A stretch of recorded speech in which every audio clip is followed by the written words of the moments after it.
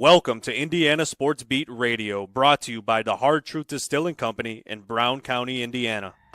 So for the thousands in attendance and the millions watching around the world, it's time! 3 on the way. Oh! It went in! It went in! And Indiana wins the ball game! Know your role and shut your mouth, you jabroni! Float game for the win! Ayla's gone! Goodbye, touchdown, Indy! Woo! IU! America! They got a football team now! It's pretty simple. I win. Google me. You know that I'm the cream of the crop. Now, from the Hard Truth Studios, here's Jim Coyle. Hello, everybody. Welcome aboard to another edition of Indiana Sports Beat Radio coming to you on this Friday. We've made it to the end of the week. Congratulations. Looking forward to it. Looking forward to chatting it up with Todd Leary in his first hour as well. Angelo Pizzo will join us in the second hour, of course, a writer and producer of the world's greatest sports movie, Hoosiers, as we'll talk about the passing of Gene Hackman, who played the lead role of Norman Dale, and forever your coach. My team is on the floor. But we've got plenty to get to, plenty to talk about as college basketball rolling around this weekend and continues to go on as the Big Ten race coming down to the wire. Both Michigan and Michigan State, who are locked in at the top with each other and who play each other at the end of the season, the last game, have both won games this week on last-second shots. I mean, it's utterly nonsense, incredible. But it happened again last night for Michigan as the Wolverines get it taken care of in a stunning buzzer beater over Rutgers, who was giving them all that they wanted.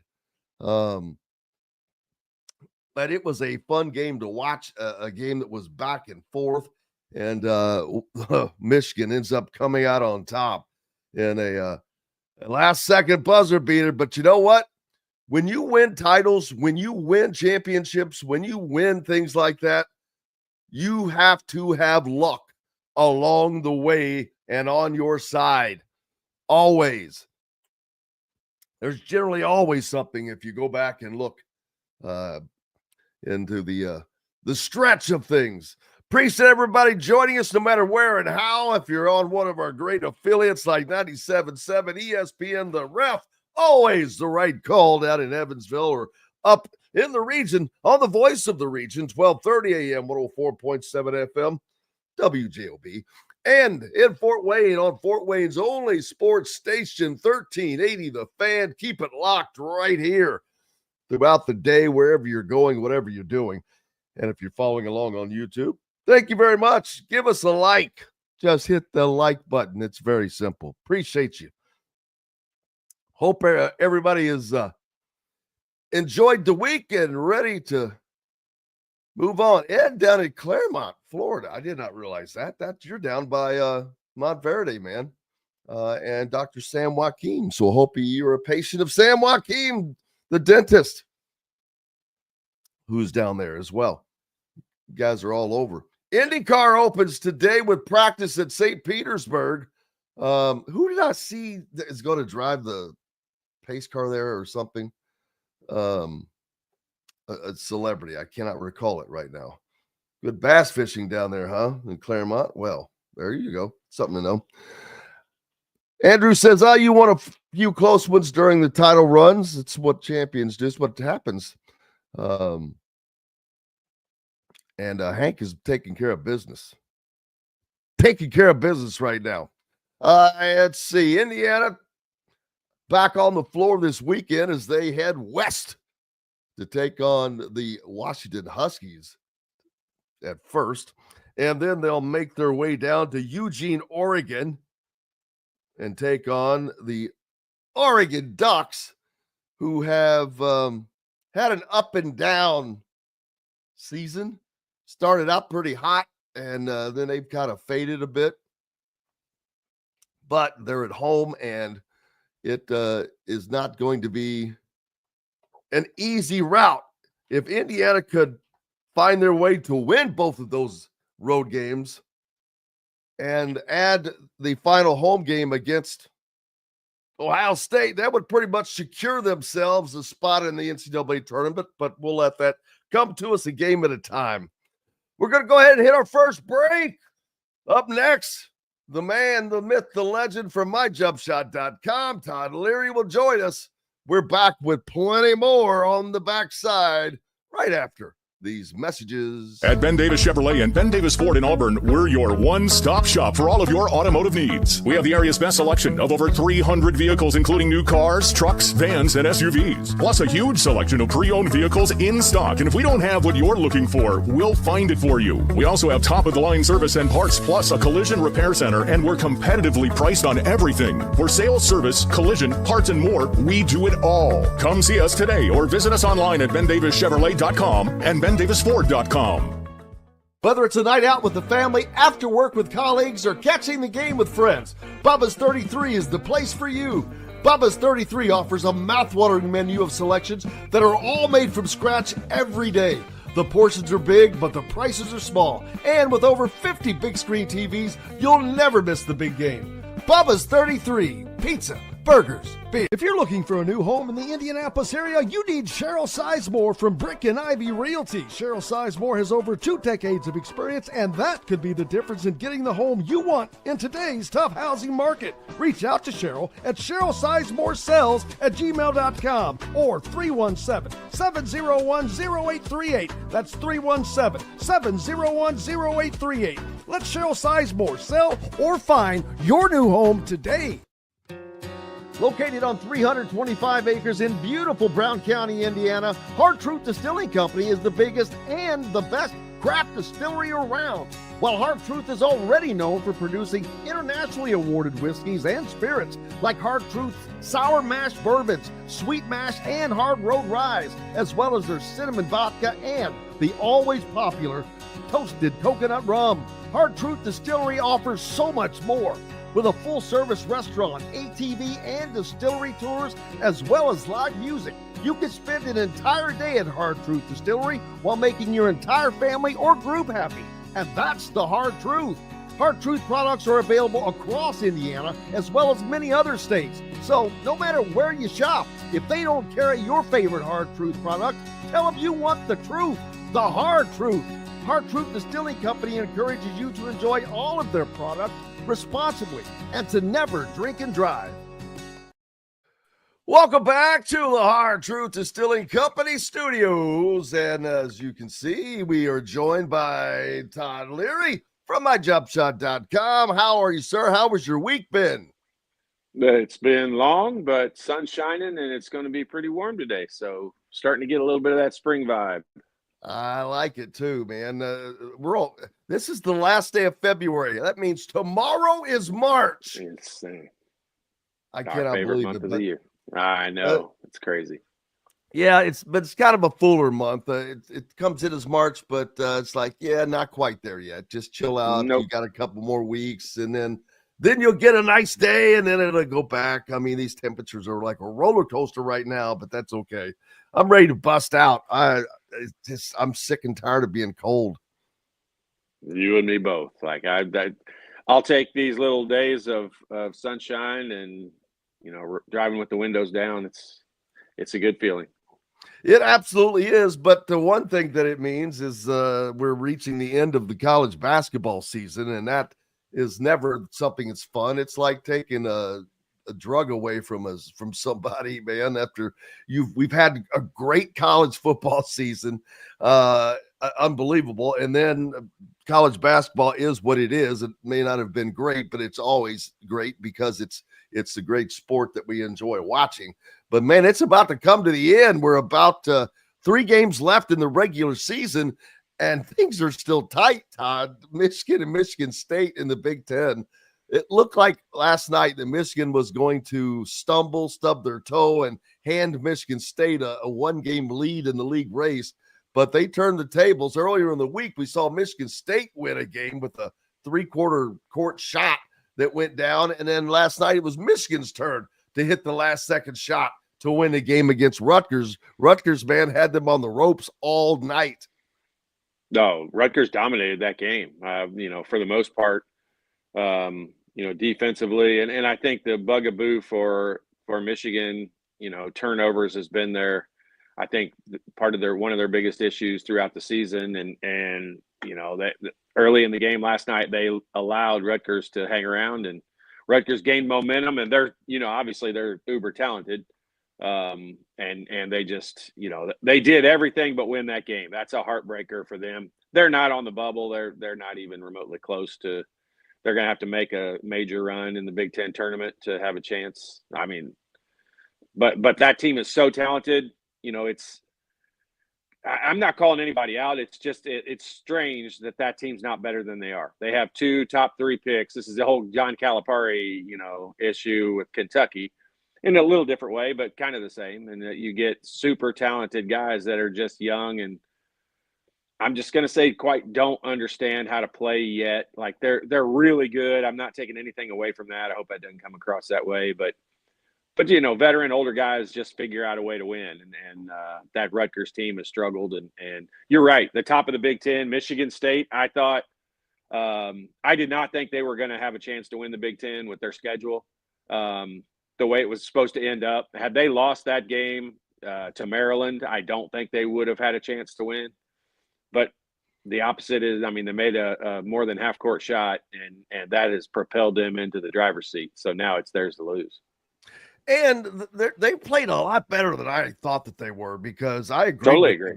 They were not as good as we thought that they had.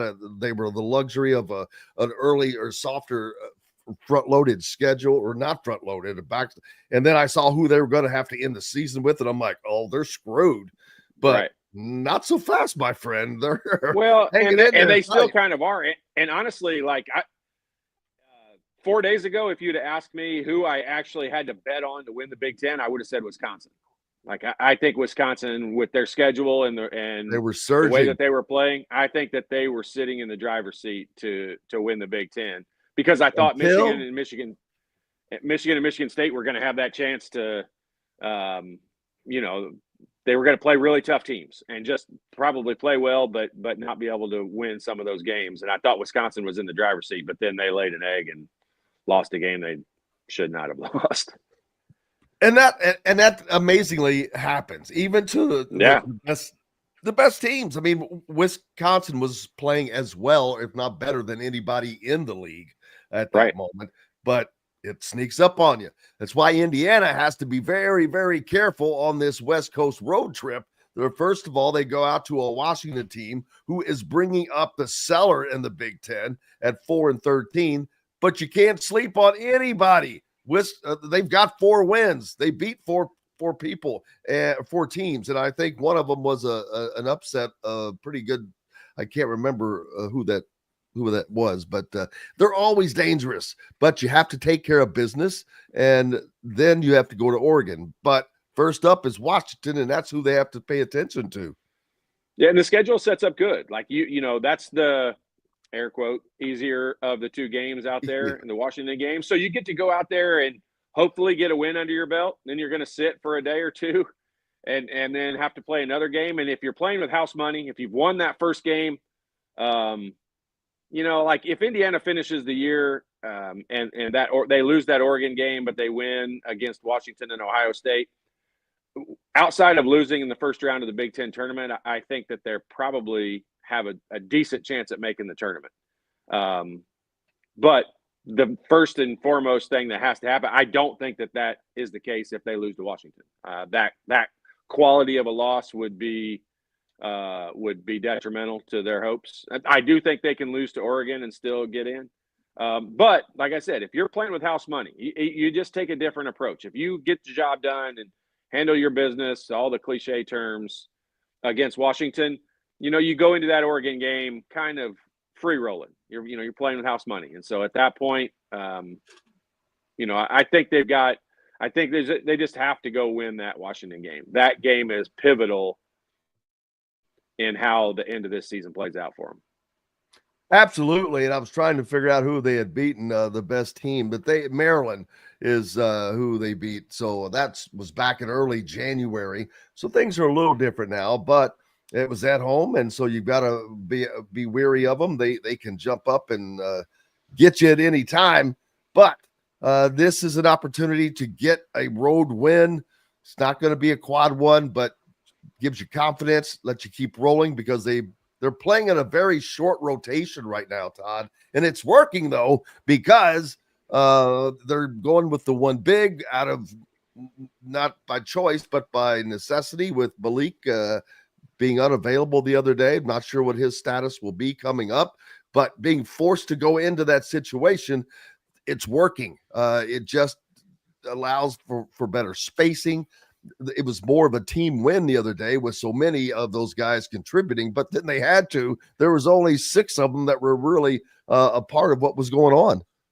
Yeah, and you know what? Like I really do hate to be this way, and I don't like it when other analysts and people do it. But I mean, it is kind of the "I told you so" kind of situation. Like this is what the way that Indiana played, and the reason why Mike Woodson is retiring or it's being replaced, however you want to look at it, is because they tried to force play. In my opinion, it's because they tried to force play in the two bigs, and that was the worry last summer when they signed Ballo.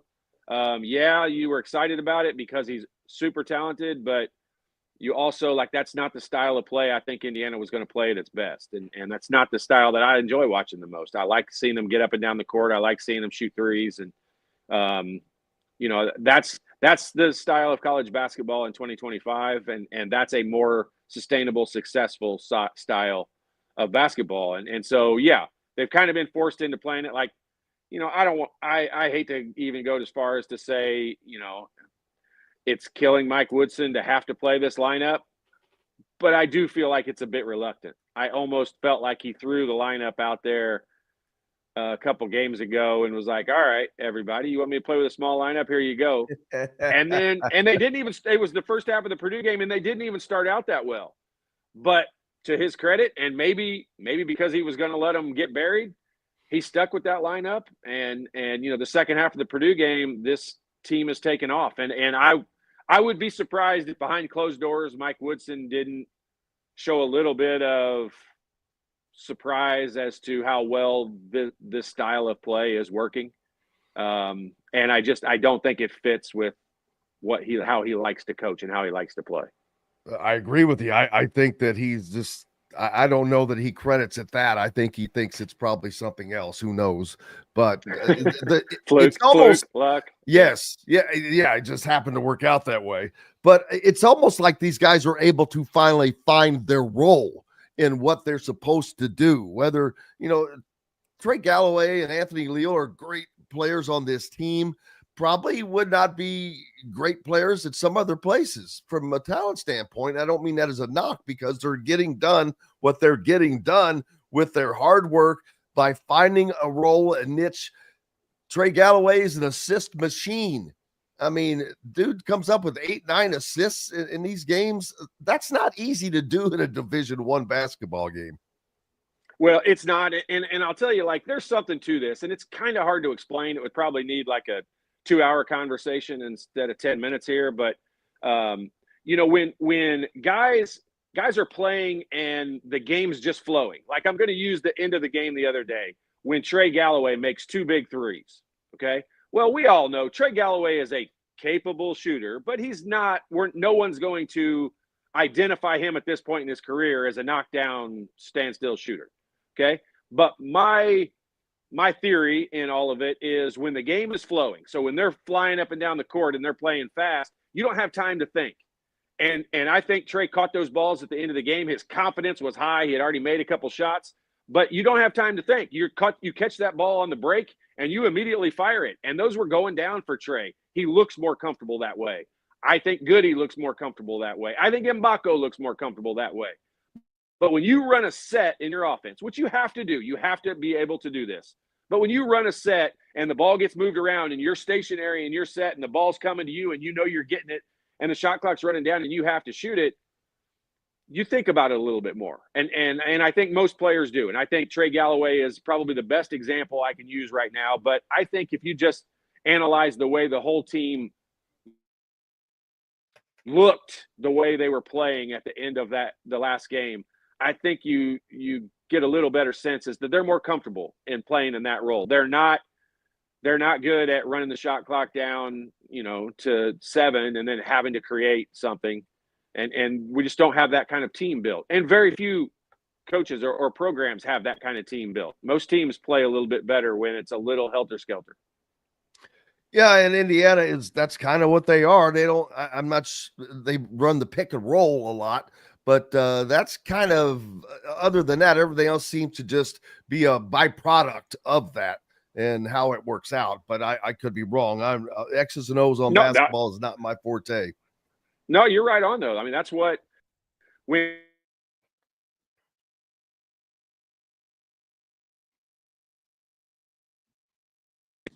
You still there? There we go. That sounds great. Oh, shoot. I lost you. That's okay. Now, You're good. Oh, absolutely. All right. Sorry. I got a call there and it screws up my microphone. But, when Trey Galloway's coming off that high ball screen, whether it's Renew or Ballo, that's when the offense is flowing well. That's when the offense is, that's when it's looked its best. I don't think that's the best offense. I mean, you get Ballo, out there 30 feet from the basket. Is that the ideal place for him? But it's just hard for his defender to have to cover that. And you're right. That's where Indiana's half-court offense has been more successful. I just don't think it's successful enough to say this is what we're going to run and we're going to be good enough at it to beat you and try to stop it, because teams have stopped it. And so when it organically happens throughout the game and that's where the offense ends up flowing to, I think they're much better off. When they come down the floor and try to set those plays up, it's not near as fluid and isn't as effective. So I just think they're better off when they're playing fast, getting up and down the court, making plays and making the game a little more helter-skelter. I mean, that's what Auburn wants to do. Auburn wants to make the game crazy and out of control, and Alabama, they all want to get the game going fast. And because that's when they play their best and they think they're better than you playing fast. And I think Indiana is better playing fast than they are playing slow. Yeah, that's I think of that. I think of Trey Galloway. I mean, that's what it reminds me of, just diving in there and hoping something happens, and if not, finding somebody to throw it to. But hey, whatever works. And when you're pulling out the amount of assists he's pulled out, it's really amazing his assist numbers. A lot of times they're sneaky. But he's constantly getting the ball inside, getting the ball to Ballo or whatever the case may be. And 9 assists in a game he's not just done that once. He's done that several times. Right. And that's a high number. Well, it is. And I'm going to say this, it's going to sound like I'm kind of picking on him. And I own myjumpshot.com. So obviously I watch more of jump shots than, maybe some of the post play that goes on, but he's doing that. You think about 9 assists in a game for him. He's doing that. I don't mean this to be mean, but he's doing that without a floor full of guys that can spray it and knock shots down and make shots all over the court. And there are several teams where, Braden Smith is a beneficiary of having several guys that can knock down shots. And I think the team is molding into that a little bit better. I think Goody is somebody you can spray it to. Carlisle hit a big 3 the other night. So yeah, there's guys that have picked up the slack and done a little bit better. But yeah, this is not a team where you would think assists would be something that's all that talked about, because they're just not that good at shooting from the outside and scoring from the outside. And talk about timely play. Carlisle the other night hasn't brought a lot to the team. Let's be honest. It's why he's gone from the starter to the bench.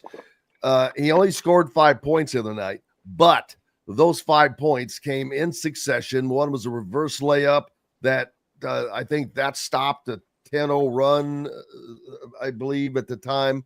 And then he hit the 3. So he gets 5 points in a row that stems this 10-point run that Penn State had gone on. So it was very timely. So Indiana got everything they needed to get from the few guys that rolled out there the other night. one, two, three, four, five different guys in double figures, pretty equally spread out. Anthony Leal with just 6, but he did a lot of work on the defensive end, and he has been playing hard defensively. That's what you're going to get with this team. But one of the things that was amazing to me, Todd, on 29 made field goals, they had 24 assists. That's a stupid high number. It's a stupid high percentage. I mean, I think both of those numbers need to be higher.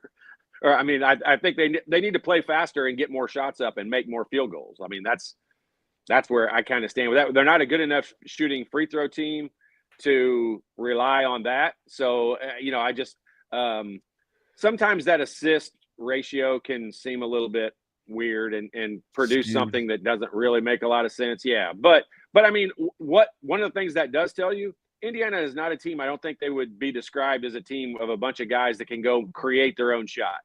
And that's kind of a buzz term that's been used over the years to describe players that are maybe, not elite enough to be able to get around guys or fast enough or whatever the reason might be. Indiana's not built, and most college teams are not built with a bunch of guys who can create their own shot. And so Indiana does rely on assists and being able to move the ball and that kind of stuff. And so, I really feel like, I didn't judge how Carlisle played the other day. And I feel exactly the same way you do. I think he has really struggled in the last 2 months of transitioning into Big Ten play. And I thought the other night it wasn't his 5 points that was the most important part of what he did. I thought getting involved in the game, he made some good rotations. I thought defensively he's always disruptive, and that's a great thing to be able to say. But his 5 points were a bonus. It was awesome. That obviously they needed it at the time. They were 5 huge points. But I thought he contributed outside of just those 5 points. And that's what they need more out of him. Had he not scored the 5 points, I think I would have still told you he played really well. But for the most part, you couldn't have said it better. Those 5 points were timely, and doesn't look huge on the stat sheet 4 days later, but it was big at the time. Yeah, and it sticks out in my mind because I remember I'm like, I said they sure needed those buckets right there. That corner three that he made was gigantic. Yeah. It was in the shot clock. It was a big deal. Absolutely. And you mentioned creating their own shots. The only guys that I've seen that they can do that is Mackenzie Mbako and Miles Rice. Miles can get to the basket, and Mbako, he's kind of in great when he can get out there and have some space, but that goes back to not having the two bigs in there, having spacing, having the room, having the room to move around. And when he does that, like the other night, he did that quite a few times. And so that's when you can see that happen. So everything has to do with each other. It's a chain reaction kind of a thing from this offense. It is. And I'll tell you, you didn't really ask me this question, but I'll tell you to just finish out the I rest did. of I just pretend. Yeah, it was a great question, Jim. I appreciate you bringing that up. But I mean, I really think the focus of these last few games and then the Big Ten tournament and hopefully the NCAA tournament, if I was on that coaching staff, I would be racking my brain every second of the day to try to figure out what we have to do to get Mackenzie Mbako involved in the game. I don't need him to score 20 points. I would love it. He's very capable, obviously. But I need him to be involved in the game. When he's involved in the game, when he drives the ball to the basket and gets fouled early, gets a ball to go in, makes his free throws. For some reason, could make his free throws the other day. But when he gets involved in the game, Indiana's better. And he is – this statement's going to come across, I'm sure, pretty stupid. But I'm telling you, he is one of the most talented players that has ever played at Indiana University.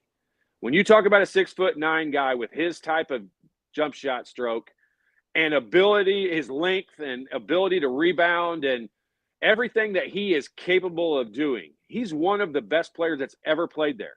And I think this team's ceiling, they don't get anywhere near their ceiling without Mackenzie Mbako, I think, probably being the best player on the floor. And in my opinion, I think it was tried to force all year long to, and really the last couple of years, it's been forced to try to make the big guys the focal point of everything.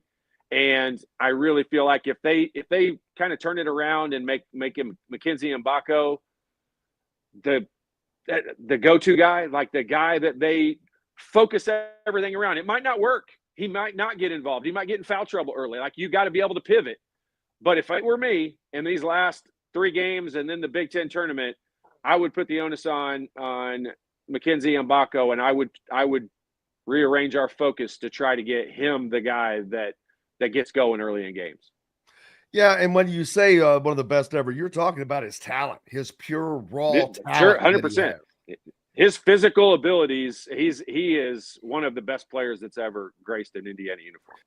My question would be about his motor. Does he have the motor to go along with that yet? And sometimes you have to learn that motor. For sure. You have to learn to get that motor revved up. I'm not sure that he's there yet. Defensively, he definitely has to turn it up a little bit. Still learning. It looks like it. He looks like one of those guys that he's so good. His talent is so raw and so natural that he's never had to work as hard. So he doesn't maybe yet understand how hard he has to work. Doesn't know how to.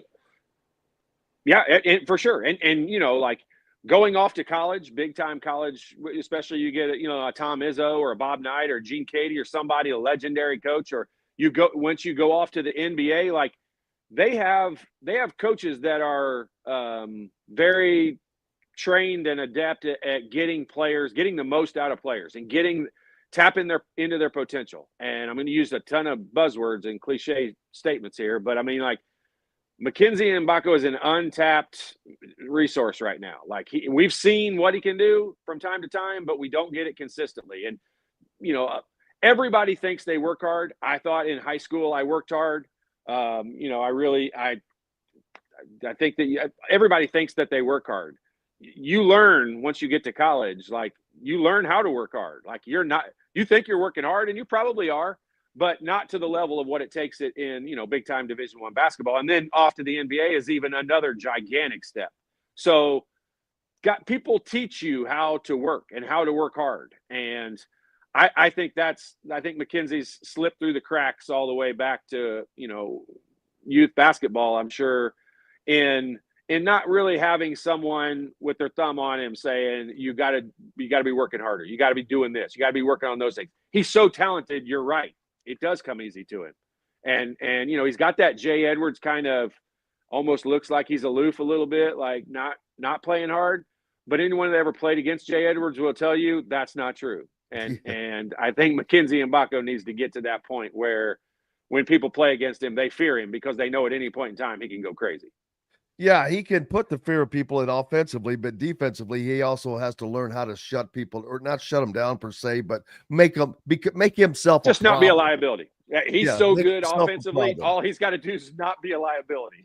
All you got to do is be in the right spot. Like Fletcher Lawyer, I seem to always reference Purdue on here because I watch most of their games too, but I watch almost all Big Ten games. But, Fletcher Lawyer is not a guy I think they're ever going to talk about as, a defensive asset. He gets the job done and he's in position. But he's so good offensively, and he makes their offense flow, not just when he's making shots, but he makes their offense flow or helps it flow. And so, that's kind of what Mackenzie Mbako needs to be. He doesn't need to be a stopper on defense. He just can't be a liability. No, do you think the money has affected any of these guys? It has to. Like human nature, it just has to. And I don't mean affects them to where they don't care as much. I think it affects them to the point where hurting a little bit.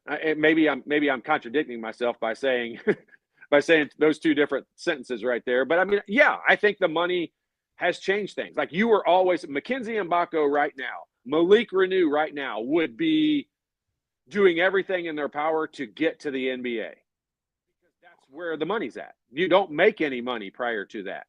And they would be busting their butt to get to the NBA. If they don't ever play an NBA game, they should still leave college as millionaires.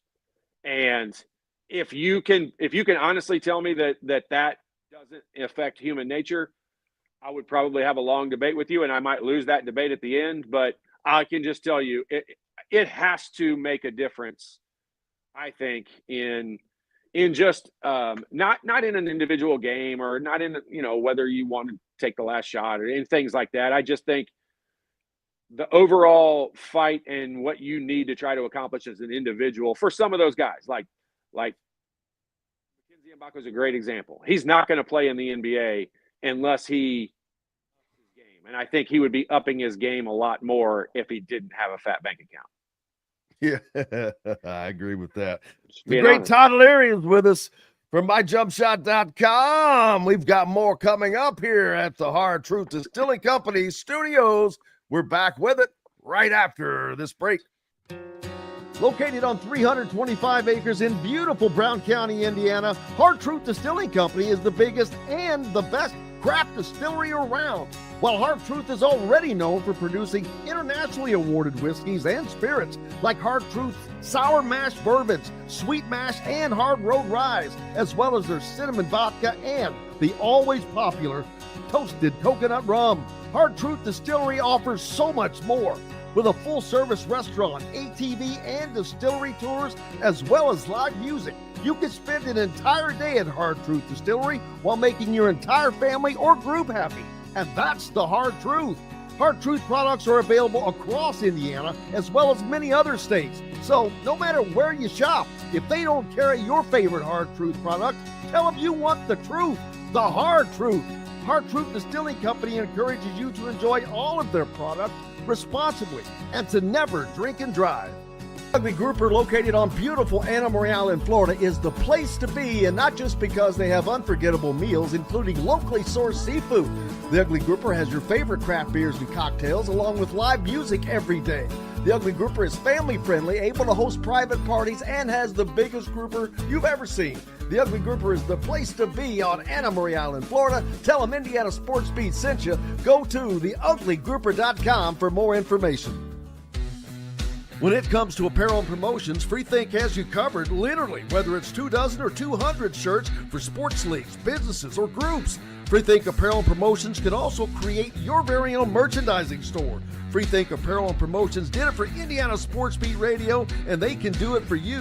Whether it's screen printing, embroidery, digital printing, promotional products, vehicle wraps, or anything else under the promotional line. See what Freethink Apparel and Promotions can do for you at freethinkapparel.com.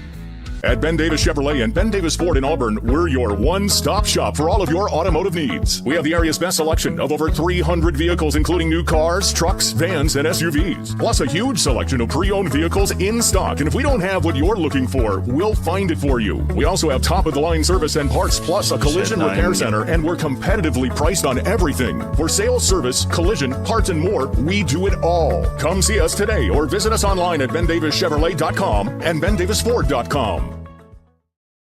Welcome back to the Hard Truth Distilling Company studios on this Friday. Todd Leary with us. He'll be right back here in just a second. But while we're waiting on Todd to rejoin us, Mike Woodson met with the media after Indiana's most recent win over Penn State. See what we can pick this up here. Or maybe not. Fortunately, if it is your last time against Purdue as well, what does it mean to you and how gratifying is it to go out on a game like this? Well, it's always special when you beat Purdue. We had battles when I played here for Coach Knight, and Purdue ended my career in college in the Sweet 16. So, I've had a history and a lot of experience in dealing with Purdue over the years. And the games are always tough. Regardless of how much talent each team has, who has the most talent, those two particular games are always pretty tough. And I thought we battled the first half, and they were the better team the first half, but the second half was our half. Coach, right here.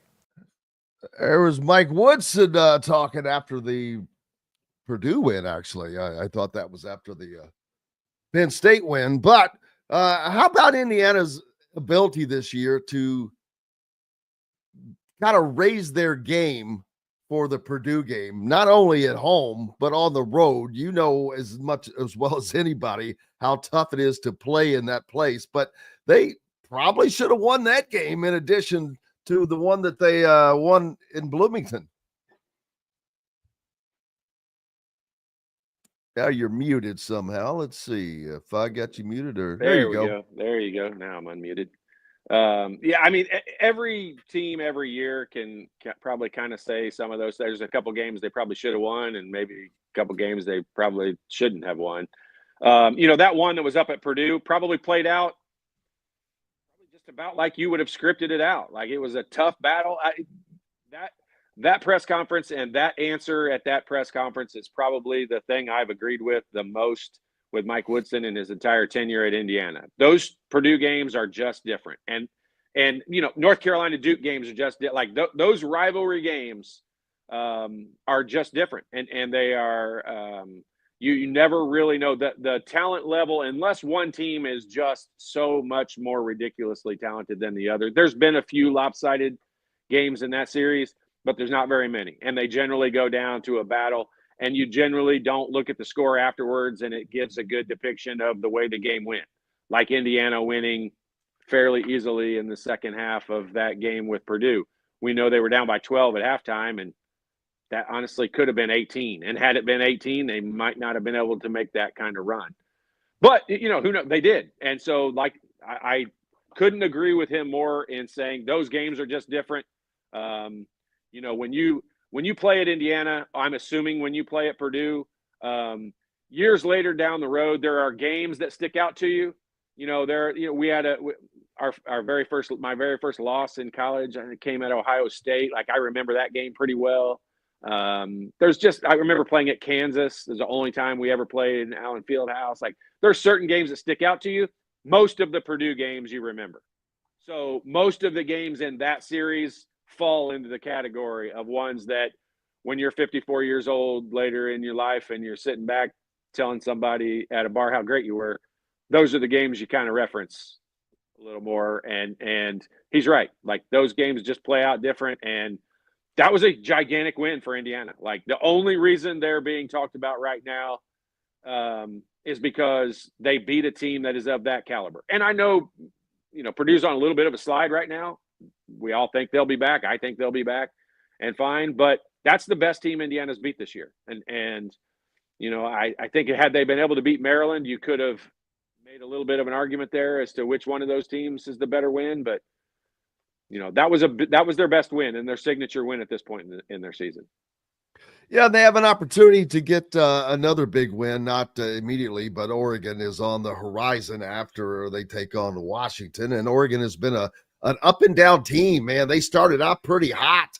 They were ranked in the top 12 at one point, I think, but they kind of slid back to reality. And but it's an opportunity to get a win because that will not be an easy place to play. Yeah, and you know what? This is an easy out and kind of a cop out for an analyst to say, but Oregon is one of those teams that they can literally beat anyone in the country. Like they can. Maybe you separate out Auburn. I'm not sure they could beat Auburn, but they are talented enough and capable enough. They could beat just about anybody in the country.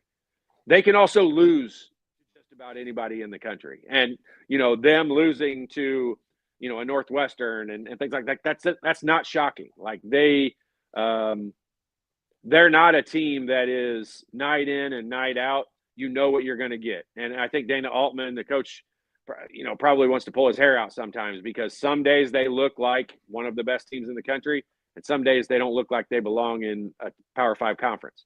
So they're just a team that's kind of you can lump a lot of teams I think into that, but they're one of those teams that you could get them on any given night, but they could also beat anybody. Any way that anybody besides Michigan State wins the conference this year? This late? I think Wisconsin has a chance at winning. Look at the schedules of Michigan and Michigan State. Now, they can't both lose out because they play each other the last game of the year. But, whichever team wins that last game, like let's say Michigan beats Michigan State in that final game, if they lose their next two games, I do think Wisconsin has a chance. And their next two games are not easy. So, Michigan honestly should have, if you watched that game last night, they should have lost that game last night. They didn't, so credit to them. But I think Wisconsin has a chance going into the. I'm gonna say, like, you didn't ask me this, but let's just pretend again that you did. Great question, Jim. which Big Ten team has the best chance at making a run in March Madness? My answers are going to be Wisconsin and Illinois. Like, I still think those two teams, and then the next one I think is Purdue, and then the next one is Michigan. And I don't put Michigan State in that category at all. And it pains me to say that because I don't respect anyone in college basketball probably more than Tom Izzo. And I don't mean this like it sounds like I'm really trying to pick on Michigan State. They just can't score. They are not a team that can consistently score the basketball. Therefore, it's so hard for me to think. I do think anybody in the country can beat them. Now, I'll tell you this. I think their defense is a top 5 defense in the country. And that's why they are as hard to beat as they are. And that's why they're going to win games 60-50. But, I don't put them in the category. I think they could lose in the first round of the NCAA tournament. They could lose in the first round of the Big Ten tournament. They could also win the whole thing, Big Ten tournament-wise. I don't think they're capable of winning the NCAA tournament. They just can't score. Michigan has won a ton of close games, which that's great. I mean, that's something that you're happy with. But on the other hand, you're like, okay, why are we having so many close games? Yep. And they've had a lot of them. I mean, a lot. As their last 8 wins, probably 7 of them have been in like 5 points or less. Yeah, there's no doubt about it. And I'll just say this. Yes, as a coach, you as a program, you love that. Like, you love the fact you're able to make the plays at the end of games to win. Like, you are very, very proud of that. On the other hand, you're like, okay, that was great. Let's not do it anymore. Like, let's not get to the point where we have to win those games because, right now you lose, they lost the game to Michigan State. And then they turn around and they, without making a 30-foot shot at the buzzer as time expires, they lose the game last night to Rutgers. Like, you're not always going to make that play. Like, that shot that the kid made at the end of I forget his name, but the kid that made at the end of the game last night for Michigan, that's a 10 to 15% likelihood of making that shot if you're wide open just shooting in the gym all day by yourself. So they're not going to be able to rely deep. on that. He was like 30, it was 30 feet. 7 feet. Yeah, it was deep. And so, but I mean, like, you can't rely on that. And once it gets to the Big Ten tournament and then the NCAA tournament, like they had that game with Michigan State. They didn't pull it off at the end. They didn't make the plays. But their season continued. They're getting at the point now where it's only going to take one of those games and their season's over if they don't pull it out. And so, as a coach, you're proud of your guys for making the plays. You also want to spend the first 38 minutes putting yourself in a better position so you don't have to do that. Indiana, we talked about them playing a little bit better here of late, mainly because of how the rotations have changed. And do they have a chance to do some work in the Big Ten tournament? They're going to play a first round game. They'll be the higher seed, so they should win that game. Then that's going to set them up with a second round game, but that's going to be a tougher game, but probably a winnable game. Well, look at who's going to be. I mean, look at who you're going to have to play. You can play this game from both sides of the argument. But Indiana's second round game is probably going to be against like an Illinois or Purdue or Michigan or somebody like that. And you look at that as, oh man, is it a great opportunity for Indiana to get another signature quality win? You beat a team like that, you probably are in the NCAA tournament. So you can look at it from that perspective, a great opportunity, or you can look at it as, oh man, that's a really tough game to have to play that early in the tournament. But then flip that around, Jim. Think about if you're one of those other teams. And Indiana, who is, Indiana and Rutgers are the two most talented teams not in the top 5 of the Big Ten, in my opinion. Like they have a lot of talent. They have a lot of capabilities. And Rutgers, because they've got the 2 amazing freshmen, and those guys can go off on any given night, and they literally can beat anybody. Those 2 guys go off for 30, and you're going to have a tough time beating them. Indiana doesn't have those guys, but Indiana has a talented roster. And we all said this going into the season. Indiana had a top 3 talent level roster for the Big Ten. And that hasn't changed. I mean, there hasn't been a ton of injuries that have taken guys out. There's been illnesses and some minor injuries. Every team deals with that, but no one really wants to play Indiana, especially now that they're kind of free rolling, that they're playing, the coaches, they made the announcement about the coach. They know he's not coming back.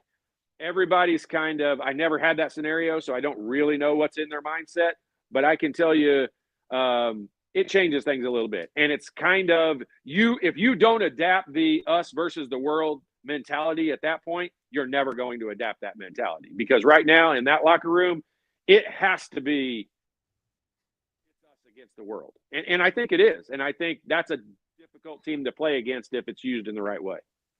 I know you probably don't have the direct answer to this question, but the defense has just jumped up 2 levels, 3 levels maybe. Where the hell has that been? Where did that come from? Because that has been such a huge difference for this team. It's been amazing to watch.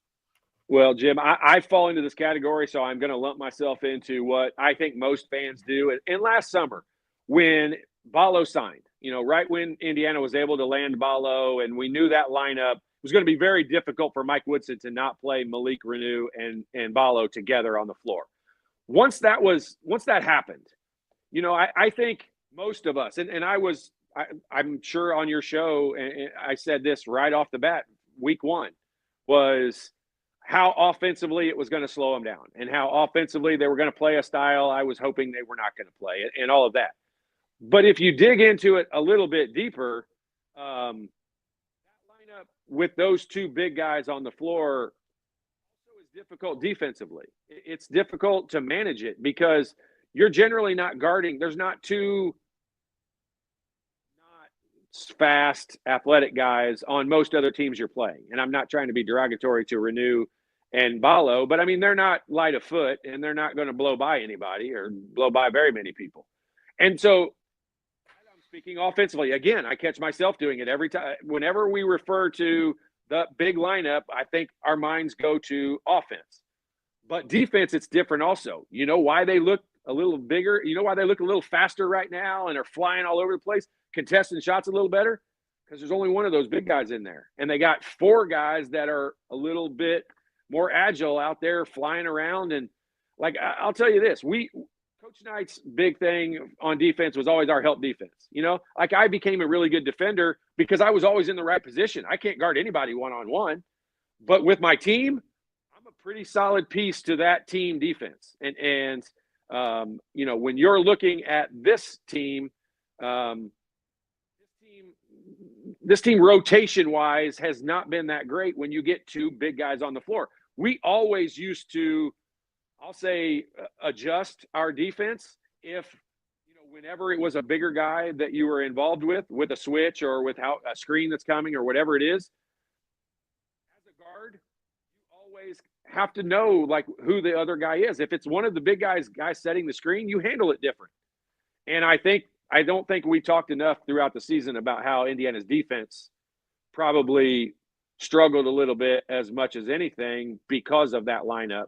And because of the 2 bigs in the lineup. And I don't know if he would agree with it or not, but I see a difference in the defense, and I see them playing faster and a little more helter-skelter on defense, which is always a good thing because you want to create chaos defensively.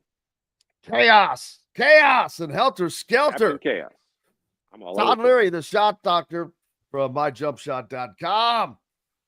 If you've got a little bit, I don't know if you can stick another segment or not. If you've got a roll, I understand. But I do have to roll.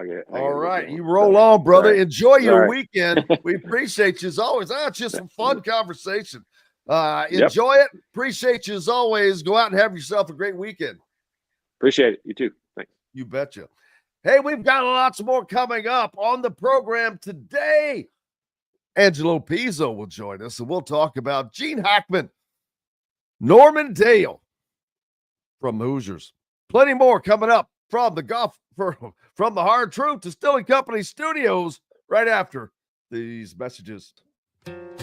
Located on 325 acres in beautiful Brown County, Indiana, Hard Truth Distilling Company is the biggest and the best craft distillery around. While Hard Truth is already known for producing internationally awarded whiskeys and spirits like Hard Truth's sour mash bourbons, sweet mash, and hard road ryes, as well as their cinnamon vodka and the always popular toasted coconut rum. Hard Truth Distillery offers so much more. With a full-service restaurant, ATV, and distillery tours, as well as live music, you can spend an entire day at Hard Truth Distillery while making your entire family or group happy. And that's the Hard Truth. Hard Truth products are available across Indiana as well as many other states. So no matter where you shop, if they don't carry your favorite Hard Truth product, tell them you want the truth, the Hard Truth. Hard Truth Distilling Company encourages you to enjoy all of their products responsibly and to never drink and drive. If you're looking for a new home in the Indianapolis area, you need Cheryl Sizemore from Brick and Ivy Realty. Cheryl Sizemore has over 2 decades of experience, and that could be the difference in getting the home you want in today's tough housing market. Reach out to Cheryl at CherylSizemoreSells@gmail.com or 317-701-0838. That's 317-701-0838. Let Cheryl Sizemore sell or find your new home today. Whether it's a night out with the family, after work with colleagues, or catching the game with friends, Bubba's 33 is the place for you. Bubba's 33 offers a mouthwatering menu of selections that are all made from scratch every day. The portions are big, but the prices are small. And with over 50 big screen TVs, you'll never miss the big game. Bubba's 33, pizza, burgers, beer. Andy Moore Honda is Bloomington's #1 Honda dealer for a reason. Buy a new Honda and get a 3-month break from car payments. That's right, no payments for 90 days. That includes the all-new, all-electric Honda Prologue. And you get it for just 0.9% financing. Or the 2024 Honda Ridgeline Black Edition or the Honda Accord LX, both for just 1.9% financing.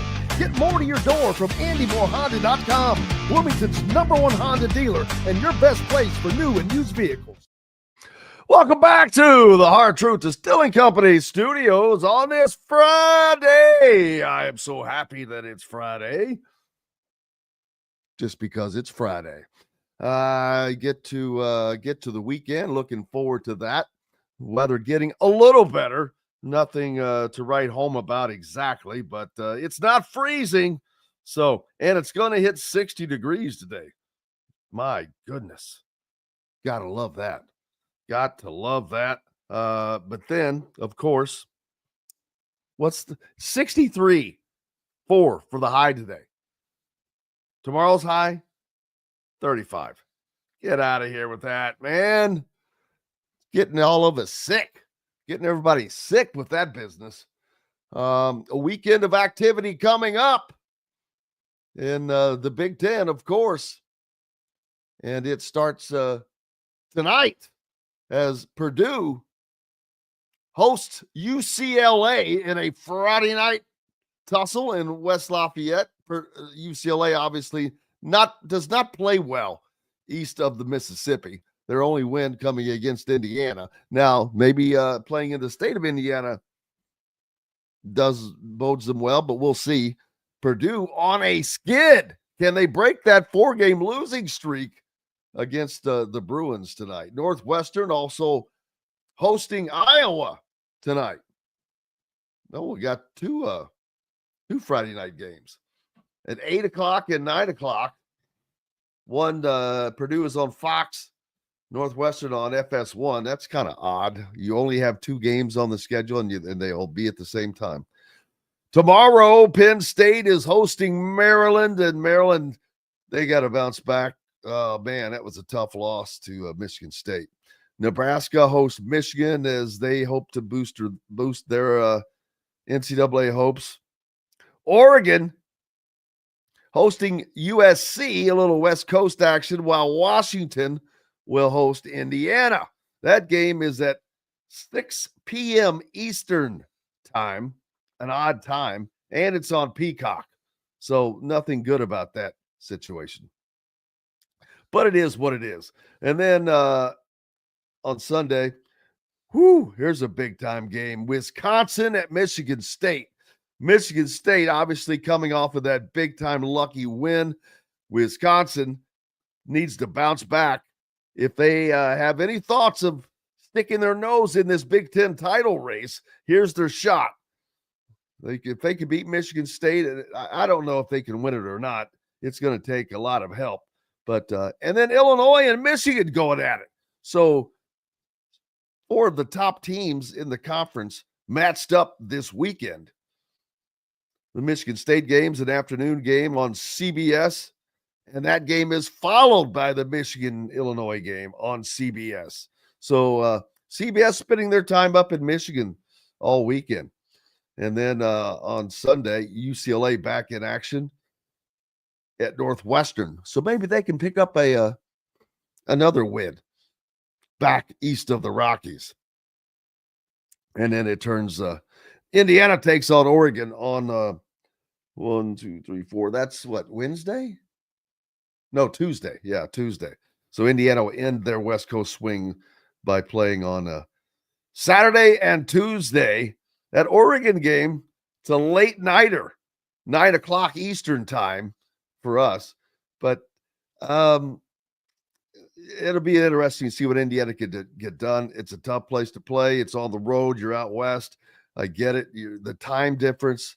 But it's not like it's impossible. We've seen teams go in there and take care of business. And it's a tough one. That one does not hurt Indiana. I mean, it sure would help. Let me tell you, it would sure help. But it won't hurt you as much as it will help you. If you win it, great. If you lose it, it's not the end of the world. They just have to go 3-1 in these final 4 games. They've already got one of those knocked out. You cannot lose to Washington. Washington is just too bad of a team. And then you'll have an opportunity against an Ohio State team that for that to be a quad 1 if they can hang on. But Ohio State on the bubble themselves, trying to hang on to life, even though they've got a pretty good net ranking. It's everything else that is not looking all that good for the Buckeyes. They have slipped down to they're right below Indiana in the Big Ten standings, sitting in, I believe that is the 10th spot. They've gone 5-5 over their last 10 games. Indiana has gone 4-6. So they've got to pick it up a little bit. The sheer fact that Indiana has a shot to make the tournament, it's nothing short of remarkable, I have to tell you. If this is another year, a different year, we're probably not having these conversations.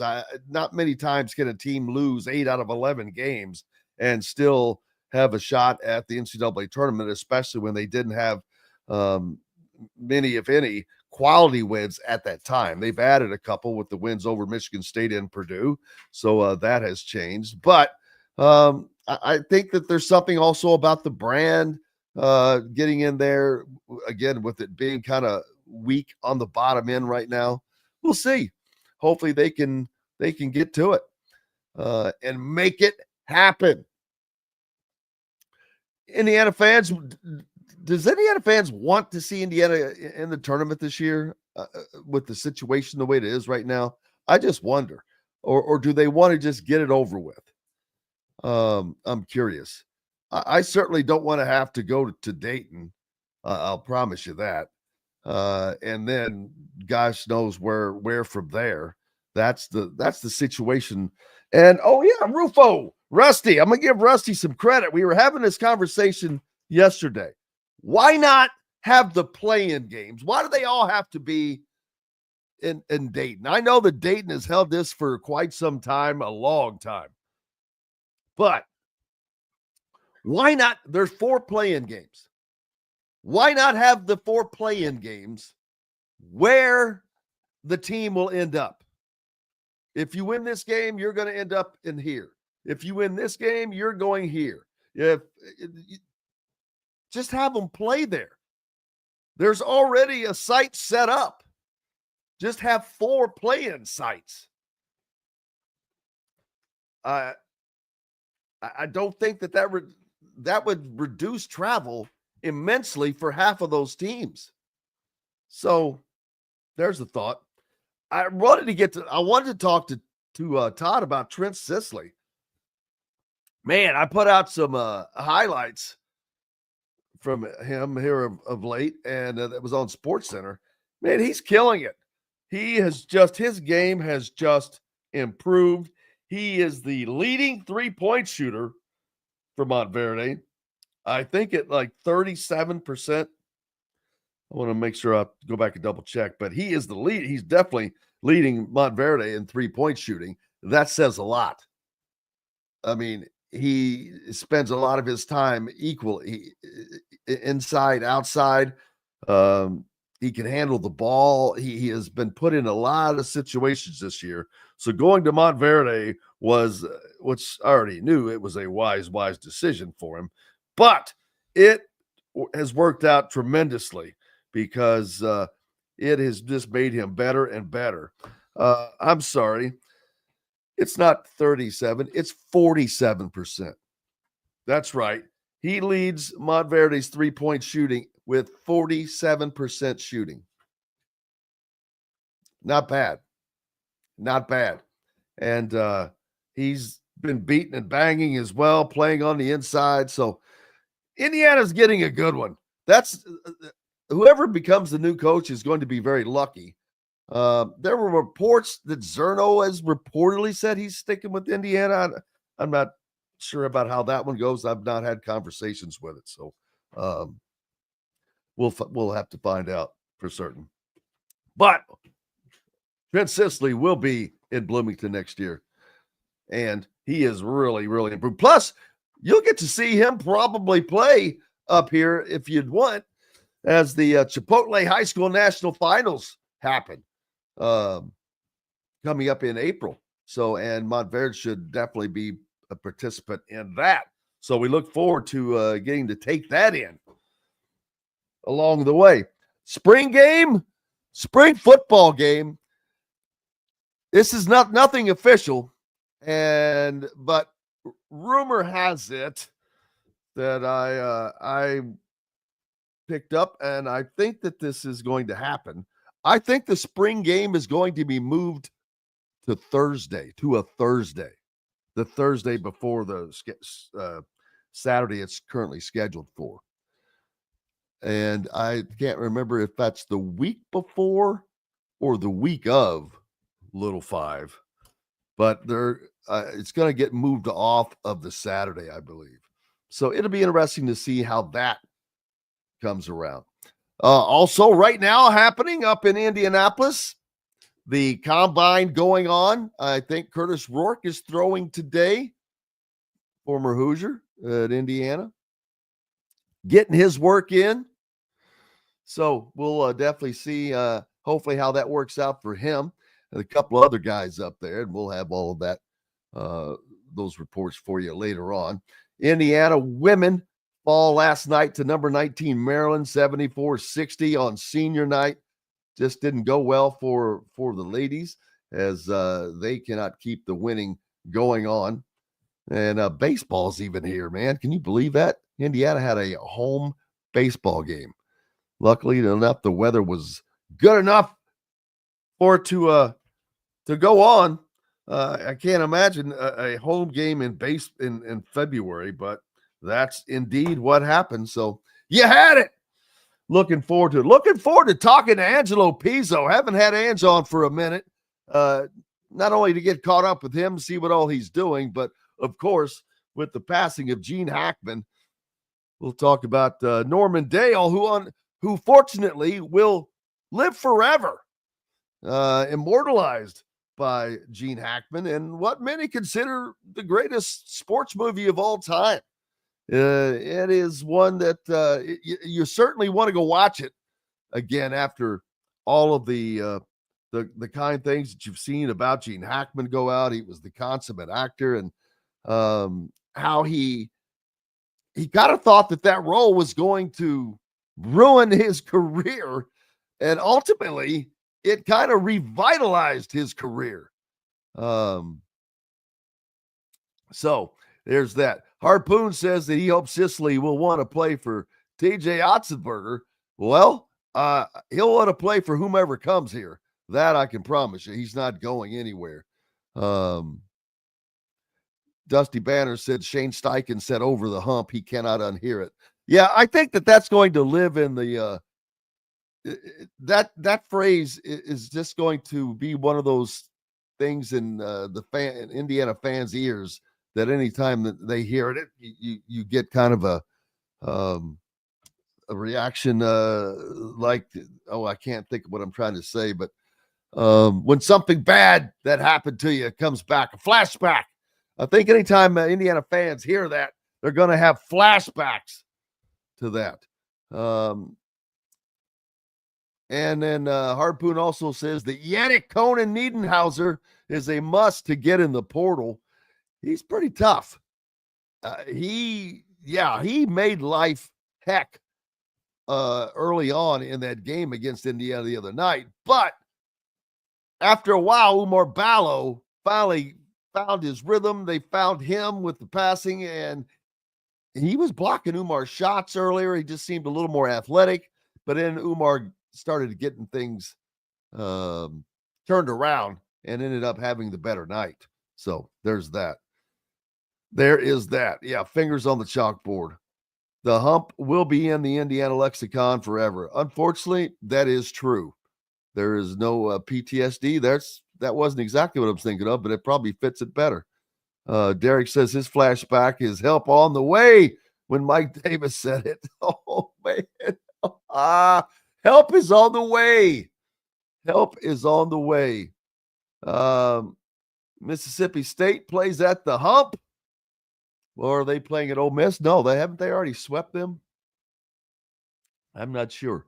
Yeah, have you noticed we haven't talked anything about the coaching search? I think it's great. For one thing, there's just nothing to talk about, really.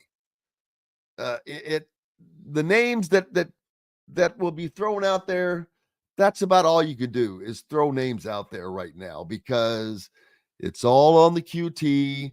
It's all the things that are being done, the backgrounding and the back channeling. And I know there's been reports that some people think that Scott Dolson already has his guy. And I'm going to disagree with that.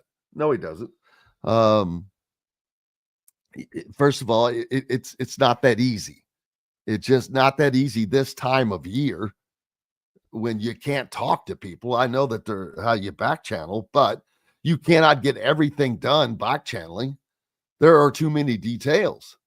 There are too many details that you would have to work out with the other school. First of all, you have to have permission to talk to that school's coach if he's under contract, and they have to give that permission.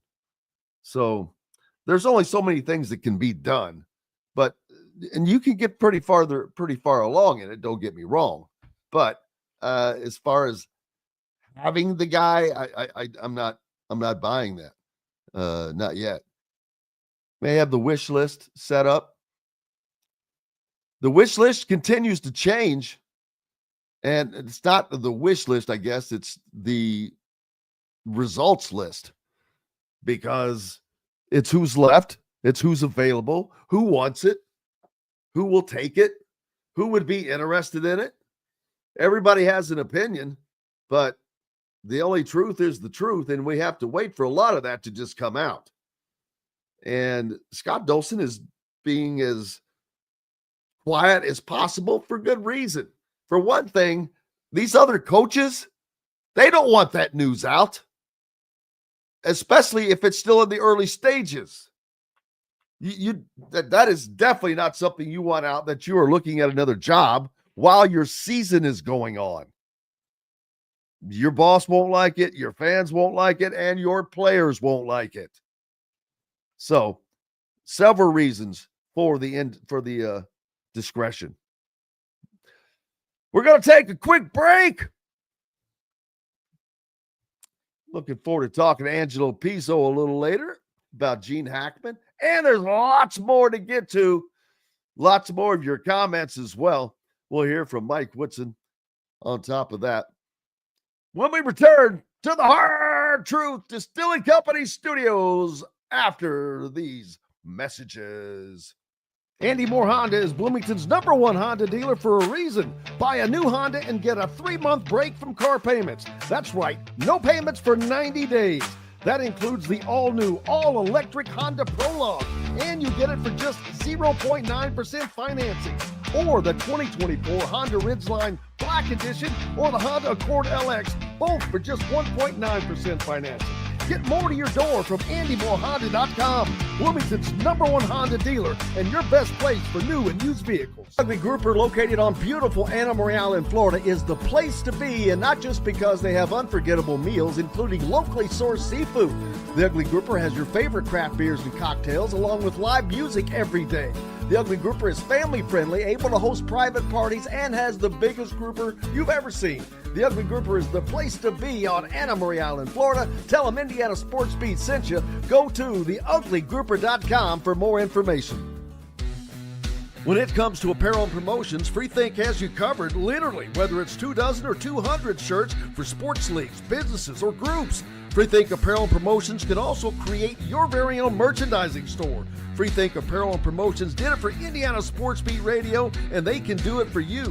Whether it's screen printing, embroidery, digital printing, promotional products, vehicle wraps, or anything else under the promotional line. See what Freethink Apparel and Promotions can do for you at freethinkapparel.com. Located on 325 acres in beautiful Brown County, Indiana, Hard Truth Distilling Company is the biggest and the best craft distillery around. While Hard Truth is already known for producing internationally awarded whiskeys and spirits like Hard Truth's sour mash bourbons, sweet mash, and hard road ryes, as well as their cinnamon vodka and the always popular toasted coconut rum.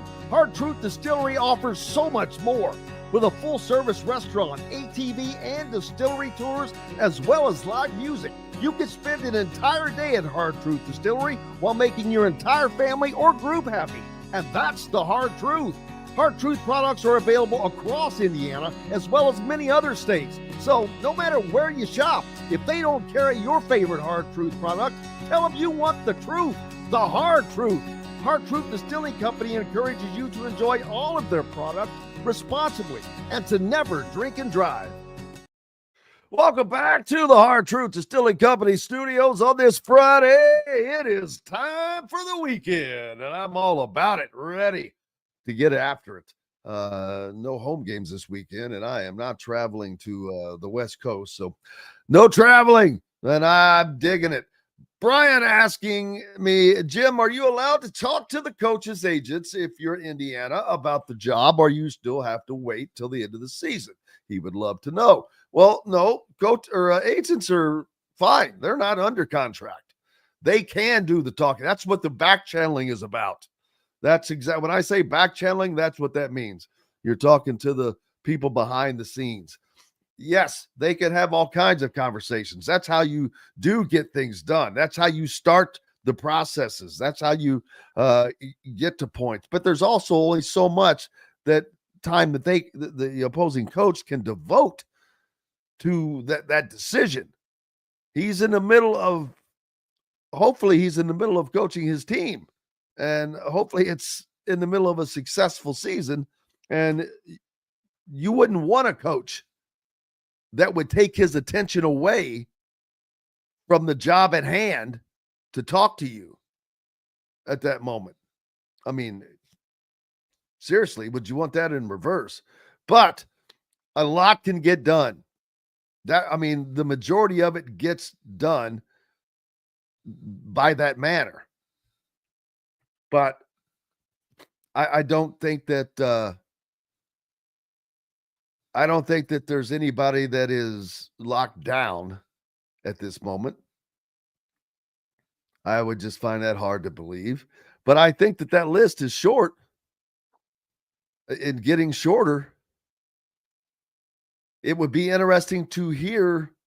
And another thing, they want to hear coaches turn it down or to say that they're not a candidate officially, for them not to consider them a candidate. Well, you're not going to hear that much either, because a coach does not want to hear that he didn't get a job or that he was looking at a job unless it works to his advantage.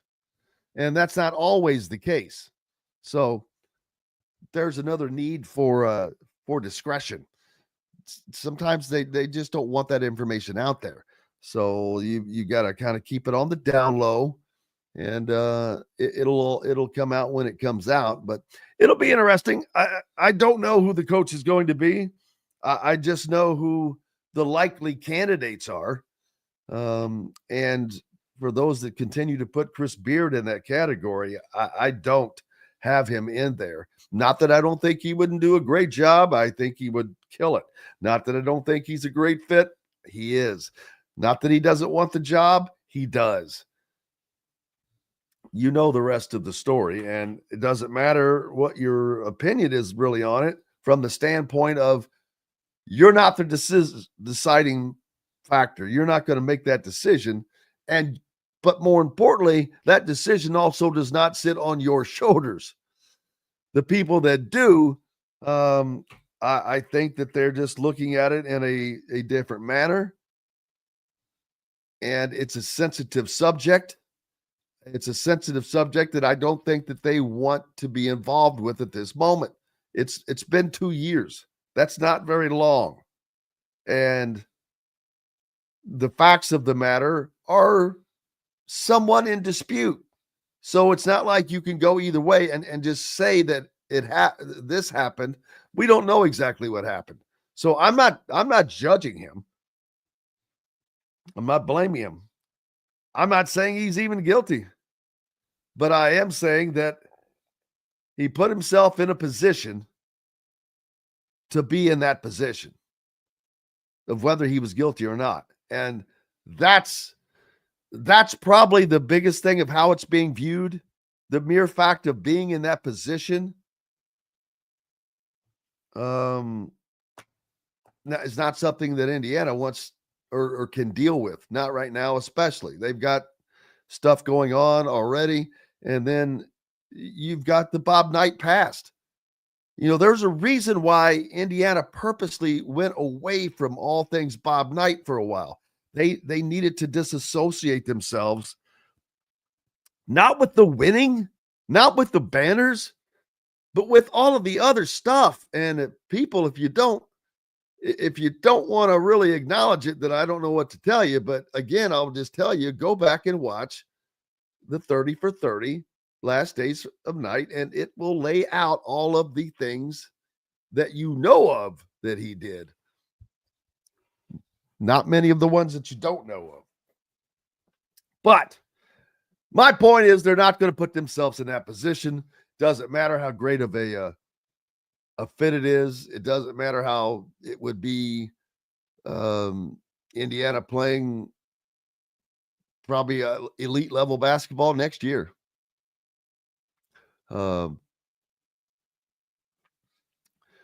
So Robert says, so I'm going to be like a lot of you and plant my butt in the easy chair and watch ball games.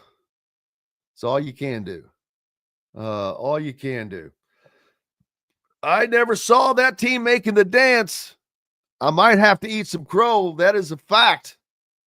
That is an absolute fact. I had them picked to finish 9-11 Indiana in the Big Ten this season, and I think that they can squeeze out 10-10 now.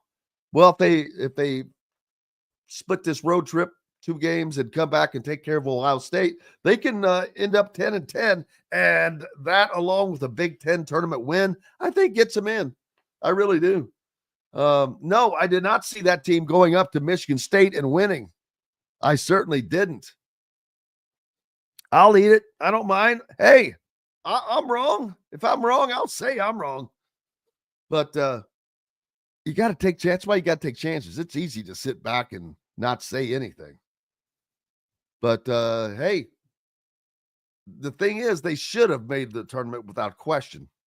No doubt. I've got to take a break because up next, the great Angelo Pizzo will join us. And I want to make sure we have plenty of time talk about all the great things that he may have going on and revisit Hoosiers and Gene Hackman, who passed away at the age of 95, sadly.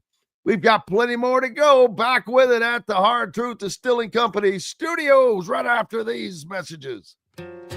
Located on 325 acres in beautiful Brown County, Indiana, Hard Truth Distilling Company is the biggest and the best craft distillery around. While Hard Truth is already known for producing internationally awarded whiskeys and spirits like Hard Truth's sour mash bourbons, sweet mash, and hard road ryes, as well as their cinnamon vodka and the always popular toasted coconut rum. Hard Truth Distillery offers so much more. With a full-service restaurant, ATV, and distillery tours, as well as live music, you can spend an entire day at Hard Truth Distillery while making your entire family or group happy. And that's the Hard Truth. Hard Truth products are available across Indiana as well as many other states. So no matter where you shop, if they don't carry your favorite Hard Truth product, tell them you want the truth, the Hard Truth.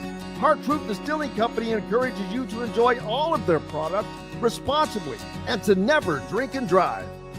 If you're looking for a new home in the Indianapolis area, you need Cheryl Sizemore from Brick and Ivy Realty. Cheryl Sizemore has over 2 decades of experience, and that could be the difference in getting the home you want in today's tough housing market. Reach out to Cheryl at CherylSizemore@gmail.com or 317-701-0838. That's 317-701-0838. Let Cheryl Sizemore sell or find your new home today. Whether it's a night out with the family, after work with colleagues, or catching the game with friends, Bubba's 33 is the place for you. Bubba's 33 offers a mouthwatering menu of selections that are all made from scratch every day. The portions are big, but the prices are small. And with over 50 big screen TVs, you'll never miss the big game. Bubba's 33, pizza, burgers, beer. Andy Moore Honda is Bloomington's #1 Honda dealer for a reason. Buy a new Honda and get a 3-month break from car payments. That's right, no payments for 90 days. That includes the all-new, all-electric Honda Prologue, and you get it for just 0.9% financing. Or the 2024 Honda Ridgeline Black Edition or the Honda Accord LX, both for just 1.9% financing. Get more to your door from AndyMooreHonda.com, Bloomington's #1 Honda dealer and your best place for new and used vehicles. Welcome back to the Hard Truth Distilling Company studios on this Friday. I am looking forward to the weekend. Hopefully to not do a whole lot, just to relax a little bit. What's coming up on Sunday? Let's see. We've got games all weekend for sure, but the combine going on right now as well. So you've got that. Did you know that and I'll bring this up when Angelo joins us. In some countries, the movie Hoosiers was called Best Shot. Best Shot. It just doesn't have the same ring to it as Hoosiers. But of course, I guess people in other countries wouldn't know what a Hoosier really was. So I guess that's, or maybe I guess there's probably nothing, there was probably no way to translate the word Hoosier into Cantonese or Japanese or something like that. It would make it very difficult to do that, but odd sometimes you see those. And through the many conversations I've had with Angelo, I do remember some funny or funny little pieces about it. And speaking of Norman Dale, we were fortunate that the great Gene Hackman ended up playing that role. The studio wanted Burt Reynolds. And I remember the story Angelo told that him and David Anspall went down to see Burt, I think in Florida. And almost got into a fight with Burt Reynolds. He wanted to he challenged David to go outside to a fight, basically, it seemed like. And he was not happy because they didn't want,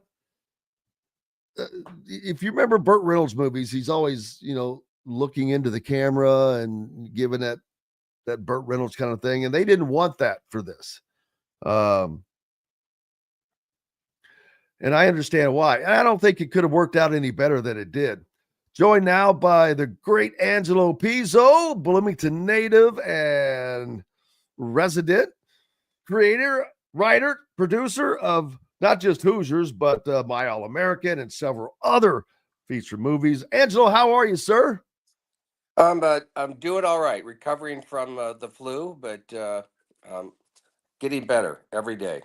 Well, I'm glad to hear that you're getting better. Sorry that you've been sick. I'm very fortunate that you took the time to join us. It's always a pleasure to have you. It seems like that's been going around. I've heard a few people getting hit with that. Yeah, I thought I avoided it, but now that it's starting to spring, I guess I just caught the back end of it. Yeah, it's that, and it's Excuse that me. funky time of weather that up and down, up and down. It doesn't help any of us. I'm ready to get to the warmer time for that for certain. I was just telling right before you joined us in your many trips with or visits with us. Some of the stories I recall is I recall that we were fortunate to get to watch Gene Hackman play Norman Dale because had the studios had their way, we'd have been watching Burt Reynolds give his looking into the camera routine and all of that. And you guys had what was it, David Anspall? He tried to fight outside down there. Yeah, well, we had a meeting with Bert in his house because the studio that financed the film had sent the script to Bert without our permission, and Bert was the #1 box office star at the time, and he was in the middle of his Smoking Bandit series, and David and I did not want him, but we had to go through the meeting anyway. And I think he picked up right away we weren't, kowtowing to him and, genuflecting at his feet. And David mentioned one of the things that he was apparently very sensitive about, that he was always trying to break the fourth wall and wink at the camera. And Bert went nuts. He just got up out of his chair and said, "How dare you say that to me in my house?" Accused me of not being a professional. And he walked over and he told him to, stand up and take a beating. So we had our executive producer get in the middle of it. I was off to the sides, very amused by the whole thing. I can't. That's a great story to always have, so I can see why it was so amusing. How did you guys end up with Gene Hackman? I know that his career had kind of plateaued at a time where he had some early success, but still a great star. Well, I mean, it's kind of a long story, but I'll make it short. We had making no progress with anybody in anything, and we were trying to. Our agents told us that no studio would want it. We sent it to different production companies and studios, and the script was rejected by everybody. And so at that point, our agent said, "Well, you need to raise the money independently." So we thought we could raise the money in Indiana. We came back to Indiana, met with Mel Simon's company, who was making films at the time, and we were rejected by Mel. And it's funny, his daughter Diane, whose name is on the Assembly Hall court, it was the head of development then, and she gave us a thumbs down on the script. And so we were just trying to figure out how to go about doing this. And David had a relationship with Jack Nicholson because David Anspall was a ski host in Aspen right out of college, and he would be Jack's host, and he actually ended up teaching Jack's daughter how to ski, and they developed a relationship because Jack went there quite a bit, and David worked at that job for 2 or 3 years, and Jack helped him get into USC grad school in film, and Jack had just directed a film that he did not star in called Drive, he said, which is about college basketball in a fictional small town, college town in Ohio. And we thought that we wanted to meet with him and ask him about how to raise the money for the movie. He agreed to meet with us on a Saturday morning, and we showed up, and he was still in bed, and it was a bizarre experience because we waited for a couple hours until he woke up, and then he looked at us and asked us why we were there. He'd forgotten about the meeting altogether, and we told him that why we were there, and we knew he had a passion for basketball, and maybe if he read the script, he could get behind it and help us support the financing. And so he told us to put the script in the alcove as we walked out, and there was a stack of scripts about 50 feet high, or 50, not 50, it was like 50 scripts on in a stack, and we thought he'll never ever respond. And then David got a call from him about 2 months later, and he was in tears when he called me. He said, "You're not going to believe this. Gene thought we gave him that. I mean, Gene, uh, Jack thought we gave him the script to be the coach." And he said he just called me. He said, "I love the script. I love the character. I'll do it." So all of a Oh sudden, my. we became our agency's favorite script because Jack was really huge then, and we went into a negotiation for Jack to play the coach, and it lasted a long time. And one of the reasons it lasted a long time was that he was involved in a lawsuit with MGM about a film that had fallen apart, and that he was not getting paid for the pay or play deal, and ultimately he couldn't work during that particular time, and we were coming up on fall in 1985, and he said, "Look, you got to shoot this in Indiana in the fall." He said, "I'm not going to be able to do it this fall, and next fall I'm going to be doing not the two, yeah, the Two Jakes, which is a sequel to Chinatown. So I'm not going to be available for you guys for 3 years. Don't wait for me. You got to make this now. Take it to Duvall or Hackman." So they'd be perfect for it. And so we actually went to Robert Duvall next, and we met with him, and he loved the script, and he said, I feel like I've just played this character. It's a combination of Max Sledge and Tender Mercies and Santini, and the great Santini. And he passed on it, and he said, take it to Hackman. So we gave it to Gene, and Gene said yes. Now, a lot of people think that when Gene said yes, it automatically made a movie. But Gene's career was in a trough at that time. He had a tremendous success after he was a character actor until he was cast as Popeye Doyle in French Connection, and he won an Academy Award. It changed his profile in the business, and then he was really huge in Superman.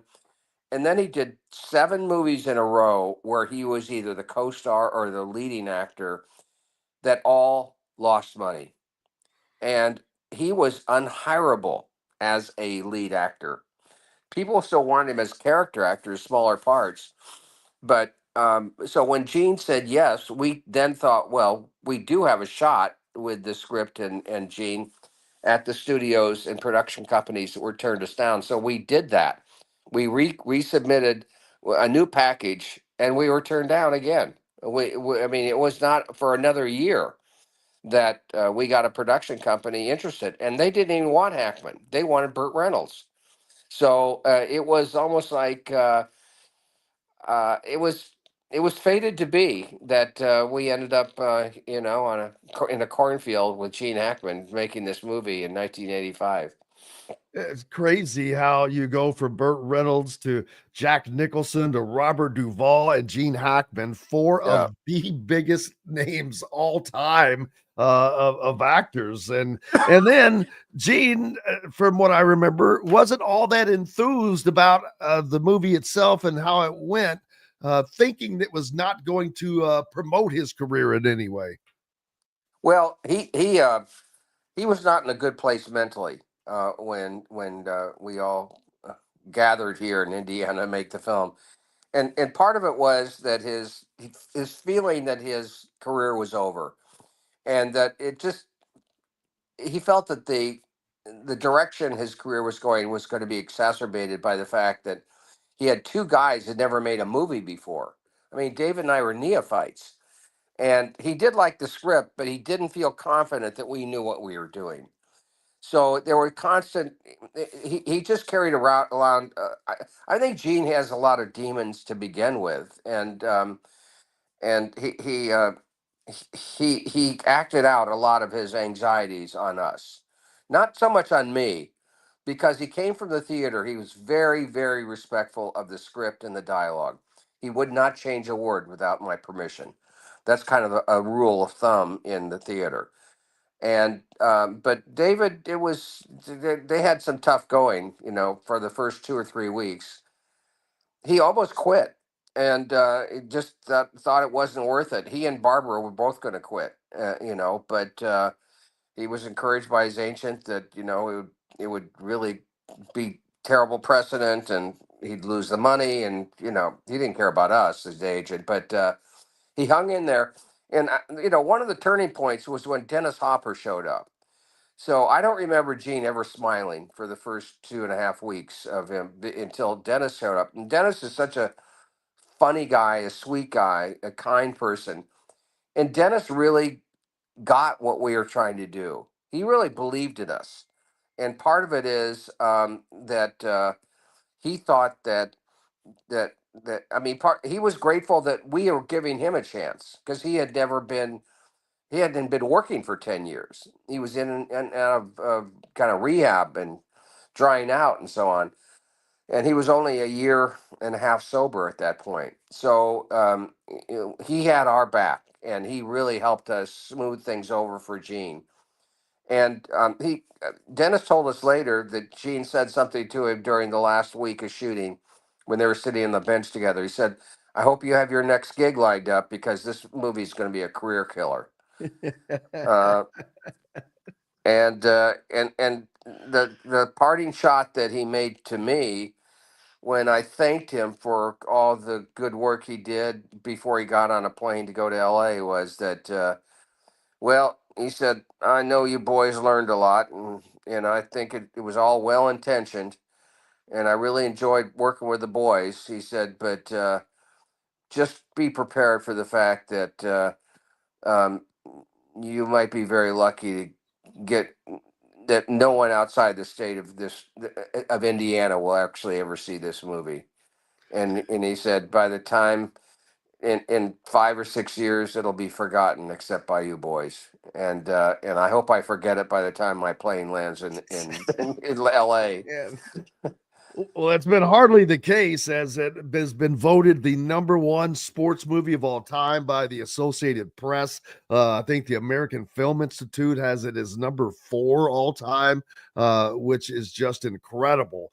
Well, Jim, I should add this because when we 6 months later, after we finished our first cut, we needed Gene to do a lot of additional dialogue, and it's called looping, and he got word to us that he would not participate unless he saw the film and first, and we just figured he's not going to like it, and we needed to hire a voice actor, a sound-alike actor. But we got word from the agent that he would show up and do his job. And he walked in to that studio, went up to David, myself, shook our hands, and said, "I don't know how the hell you boys did it, but you pulled it off. Congratulations." And from that point on, he could not have been more cooperative, more supportive of the film. We went on press junkets together. We did all sorts of things together. He was just awesome. He was a completely different person. Well, you took the next question right out of me then. I was going to ask, at what point was there ever a point that he acknowledged, hey, this is actually pretty good, because it was really good, and it was not only well received, but it's still well received. There's not many movies that can stand the test of time like that one has. That shows you a great movie, and everybody still loves to watch that. One of his final interviews before he retired in the early 2000s, he was asked by an interviewer, of all the films that you have done, when people recognize you in public, do they identify you with any particular role? And the guy asked him, it must be Popeye Doyle of French Connection. He said, no, it's the coach in Hoosiers. Yeah, Norma Dale, man. That's amazing. That has to make you proud, though, that especially you guys were rookies when you were doing that. You had all the vim and vigor and the drive and desire, and you've got this big time Hollywood star not really believing in it, but you still, not only did you go through, but you made a damn masterpiece. That's just not something most people get to hang in their life. Well, we certainly didn't feel that way when we were making it. In fact, we kept on, David and I kept on asking ourselves, is he right? Does this really suck? And is this going to be a disaster for all of us? We kept on thinking it was a career killer, and the reason that we felt that way was because, as I mentioned, we had never made a feature film before, and Gene was a pro. I mean, ours was like his 35th film. He was 57, and he knew so much more than we did. So we entertained the option of the fact that he might be right. How did he prepare for the role as coach? I know that there may be some loose basements on like Bob Knight, you growing up in Bloomington, but this is not about Bob Knight, and it's not even about that per se. But how did he prepare for this role? He we brought a coach in that was our basketball coordinator, that coached in that period and actually coached against Milan. And Wow. and he I think they and we wrote down a lot of things for him to say, and they worked together for a very short time. But Gene doesn't like other people to help him prepare. So he took a little bit from this guy, this coach, and then he said, "That's enough. I don't need to talk to him anymore." And the funny thing was that we kept on feeding him lines, that coaching lines, but he kept on going back to the same lines over and over again. And then we would go up to him and say, he kept on saying, "Cut him off at the baseline." And he said it like 1,000 times. And we kept on saying, trying to give him new lines. And his way of this constant conflict between us was for him to just not say the lines we gave him. So he was real persnickety. Tom Abernathy suggested that he could bring Bob Knight up to talk to him, and Gene said no. He had no interest in talking to Bob Knight. Did he explain why? Or No, he didn't have to explain why in anything he did. He walked a different path. He was meticulous in his preparation, but most of it was internal. And the fact is, we didn't know Gene Hackman at all, and um, we admired his acting, but it turned out that not only was he going through a particular tough period in his life, but Gene is just the kind of guy who has a lot of demons. I mean, a lot of actors do, and he was a tortured soul when we worked with him, but that worked perfectly um, for uh, for the part, because that was the character of Norman Dale. yeah, and that's just a character that will live on forever. What was it like for you guys to work with three completely different actors in Barbara Hershey, Gene Hackman, and Dennis Hopper, who I'm gathering are completely different personality wise?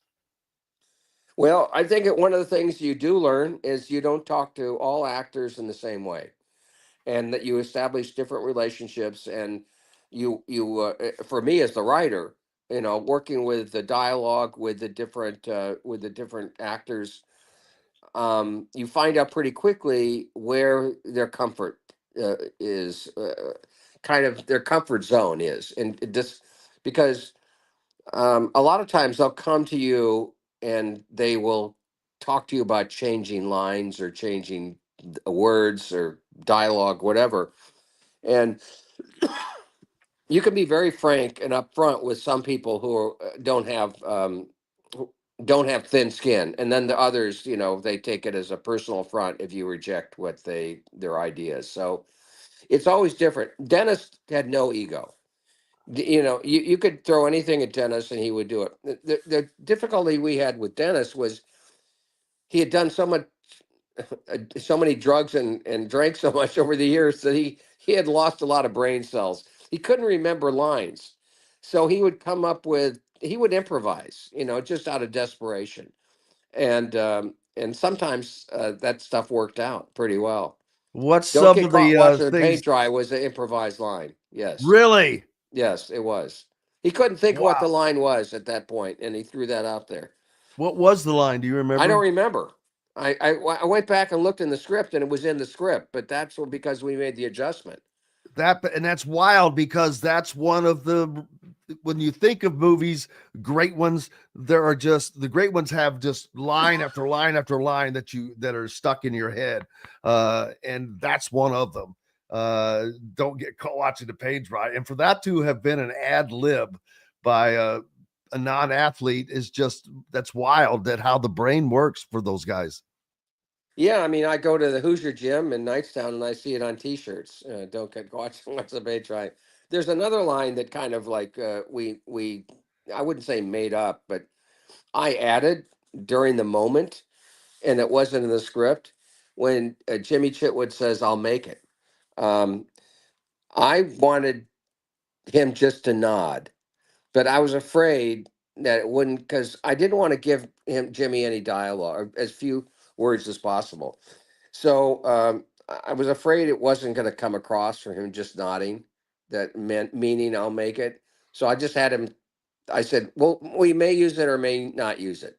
And of course, now it's on hats and T-shirts. That line. It's amazing how those things go. Only got a couple of minutes left. I don't want to keep you forever. What's going on with you now? What are you doing? Anything to update us on? Well, I just finished a new film, a personal coming-of-age script that I directed this fall here in Bloomington, and I'm going to LA in about 3 weeks and do the final 6 weeks of post-production. Sounds exciting. When will it be out? Well, we made it as a super low-budget film, and then we're going to go in May 1st. It'll be not May 1st, like at the June 1st, it'll be finished.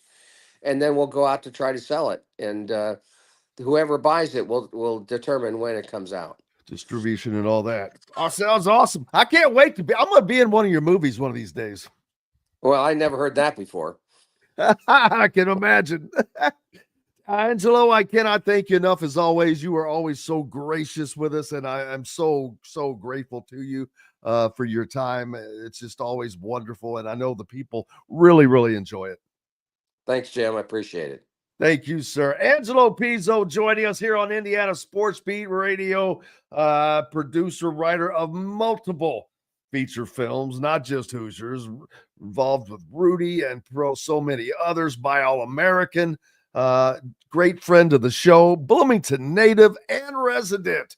So grateful to have him along, just sharing some incredible stories, some things that you just don't get to hear. And it's awesome to hear those. And Angelo's a great guy, as a matter of fact, a great sports fan. He's a big Indiana fan as well. So it's great to have him in town. And how about Bloomington? How wild is it? You have Angelo Pizzo that lives here. You have Jesse Eisenberg that lives here, who was in the Social Network, and he has many other things going on. Mellencamp lives here in Bloomington. David Lee Roth was born in Bloomington. John Wertheim, who is a host on 60 Minutes right now, went to Bloomington North High School. Kind of crazy, but and then there's me, the black sheep of the city. Just kidding. Man, it has been a blast as always, an absolute fun week. Thanks to Todd Leary, of course, for joining us on the program today, but it is mostly thanks to you guys. Without you, we would not have a reason to be here, and we're grateful for you. We're back on Monday to do it again, wrap up everything that happened over the weekend. Go out and have yourselves a great one. Until then, I'm Jim Coyle. I will see you on the radio. Thanks for listening to Indiana Sports Beat Radio. Be sure to subscribe to our YouTube page for more clips and team coverage of Indiana basketball, football, and more. You can also find full episodes and tons of other content on thehoosier.com. We'll see you next time for another edition of Indiana Sports Beat Radio.